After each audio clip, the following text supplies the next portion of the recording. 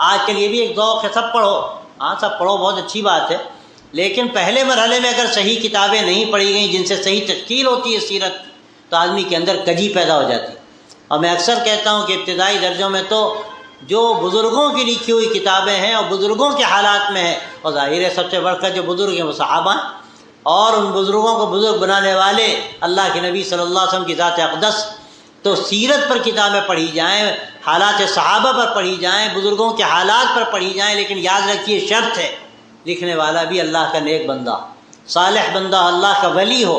حضرت مولانا کہتے تھے لکھنے والے کا اثر اس کی ہر تحریر پہ پڑتا ہے، اور پڑھنے والا جب پڑھتا ہے تو غیر شعوری طور پر وہ اثرات پڑھنے والے میں منتقل ہوتے ہیں۔